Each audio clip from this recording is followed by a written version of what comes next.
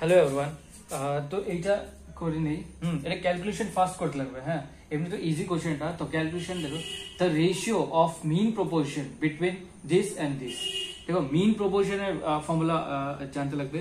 Mean proportion root over A into B হয়। তো এখানে এ দেওয়া আছে 0.8 আর বি দেওয়া আছে 9.8। এটা রুট ওভারের আন্ডারে। হ্যাঁ, তো আমি এটাকে এইভাবে লিখতে পারি 8 10 পয়েন্টের জন্য, আর এটা 98 এখানে 10 লিখতে পারি। তো 10 দুইবার আছে, তো বের করতে পারি। আরো এটা 8 এটা হবে, এটা 64।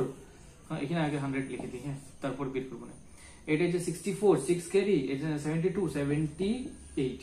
তো 78 হবে 24 এর স্কোয়ার, 24 আর 10 এটা বের হয়ে গেল 28 হয় 28। ওকে 28। ওকে, আর এটা কি the third proportional of 0.7 and 2.8। তো থার্ড প্রপোর্শনালটা বের করলে, থার্ড প্রপোর্শনাল কি কিভাবে বের করে, বি স্কোয়ার বাই এ। তো বি স্কোয়ার হয়ে যাবে 2.8 স্কোয়ার, আর এ হবে 0.7। তো দেখো 2.8, হ্যাঁ 2.8 কে আমি 28 স্কোয়ার লিখতে পারি, আর এখানে 70। ওকে, একটা পয়েন্ট চলে গেল, আর এখানে স্কোয়ার আছে, আর একটা পয়েন্ট ছিল, এই জন্য এখানে আমি 10 দিয়ে মাল্টিপ্লাই করেছিলাম।